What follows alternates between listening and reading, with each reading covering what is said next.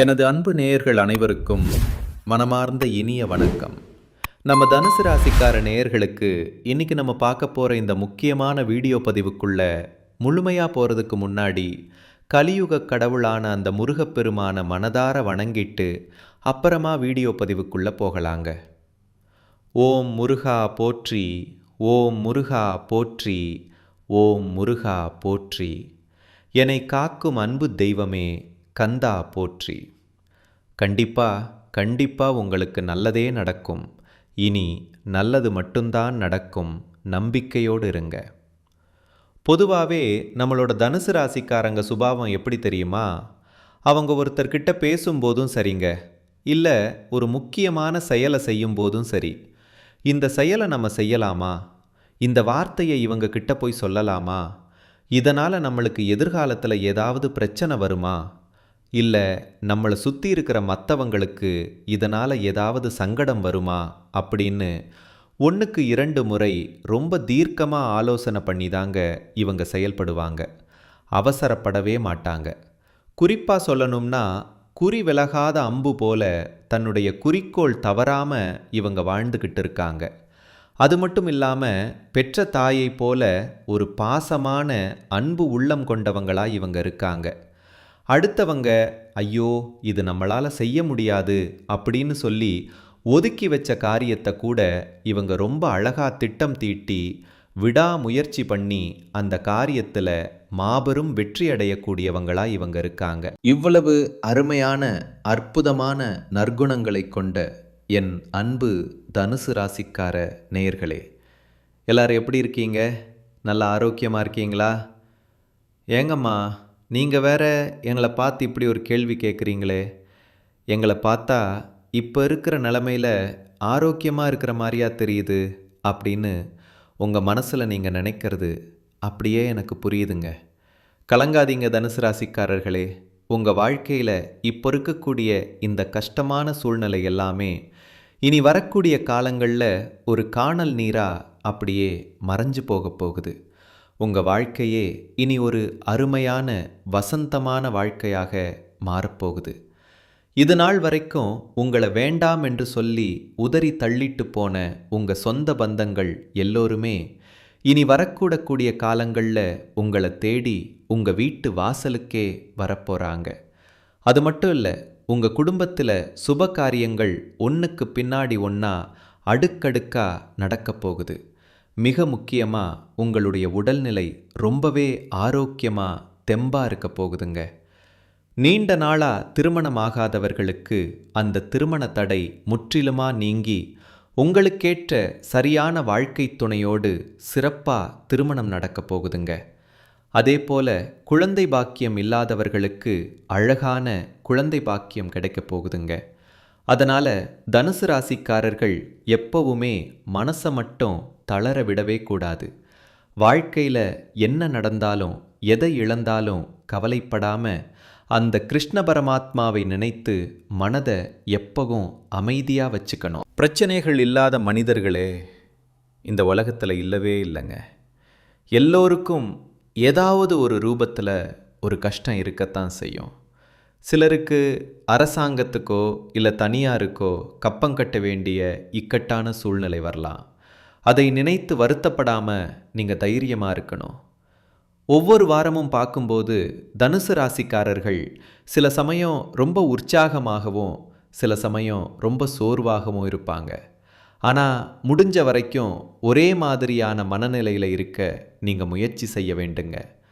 மற்றவர்கள் உங்களை பற்றி என்ன சொன்னாலும் தெளிவான மனசோட தெளிவான சிந்தனையோட நீங்கள் செயல்படுறது தாங்க உங்களுடைய மனசுக்கும் நல்லது, உங்களுடைய உடம்புக்கும் நல்லது.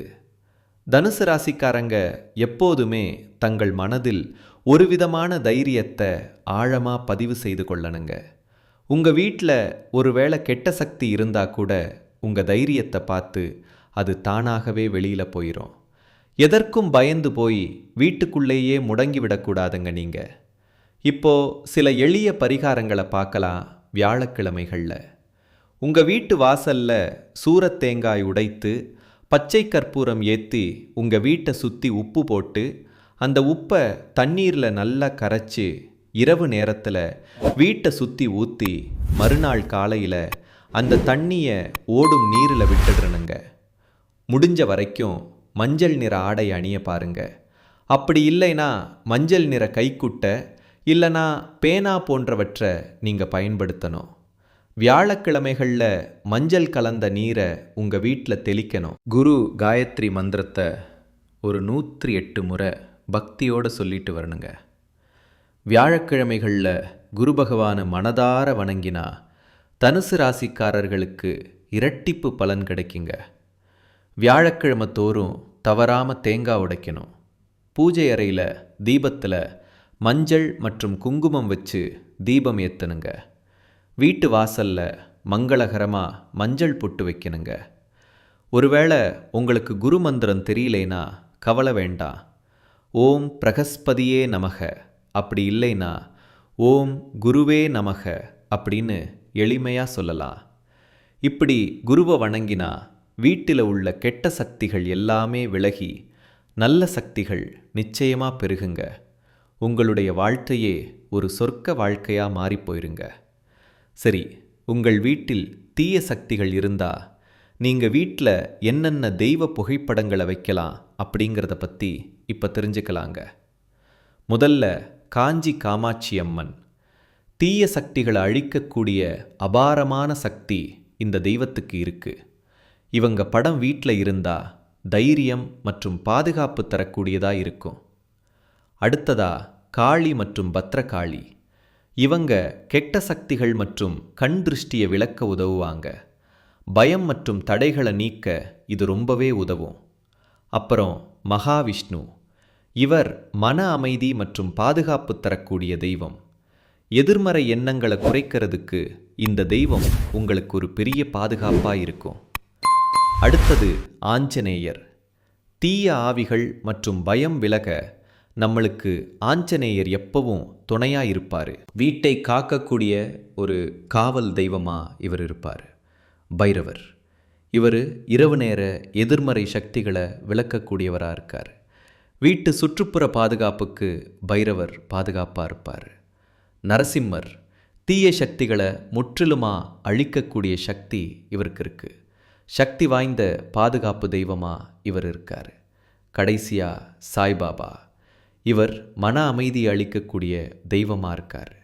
தீய எண்ணங்கள் கவலைகளை விளக்க இவர் துணையாக இருப்பாருங்க. வீட்டில் வடகிழக்கு மூலையில் நீங்கள் இந்த தெய்வ புகைப்படங்களை தாராளமாக வைக்கலாங்க. அப்படி இல்லைனா கிழக்கு அல்லது வடக்கு சுவர் இருக்கிற இடத்துல நீங்கள் தெய்வ புகைப்படங்களை வச்சிங்கன்னா தெய்வ அருள் முழுமையாக உங்களுக்கு கிடைக்குங்க. உங்கள் வீட்டில் இருக்கக்கூடிய கெட்ட சக்திகள் நீங்கள் இந்த சின்ன விஷயங்களை கடைபிடிக்கணுங்க.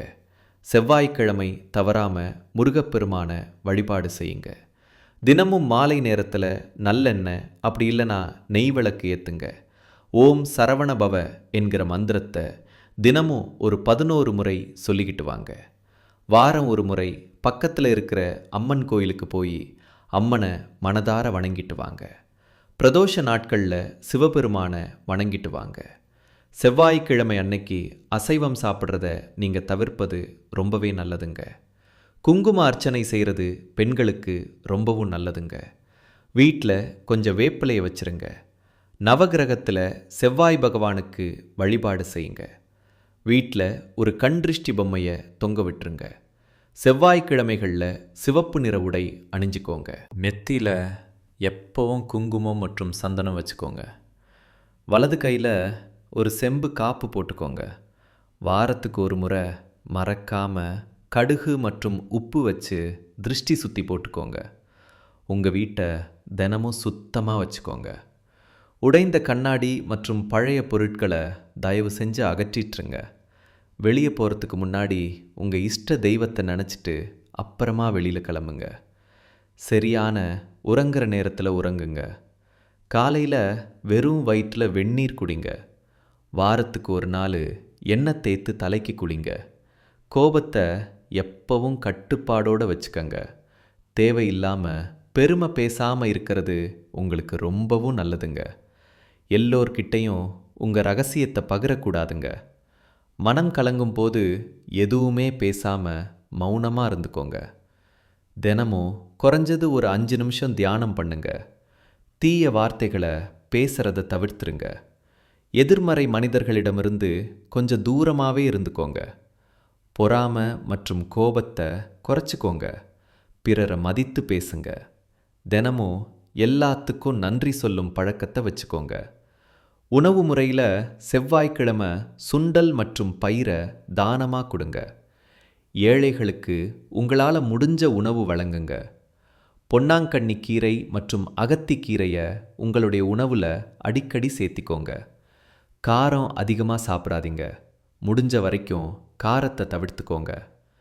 வாரத்துக்கு ஒரு நாள் பழம் மட்டும் சாப்பிட்டு விரதம் இருங்க. வெல்லம் கலந்த நீரை தினமும் குடிங்க.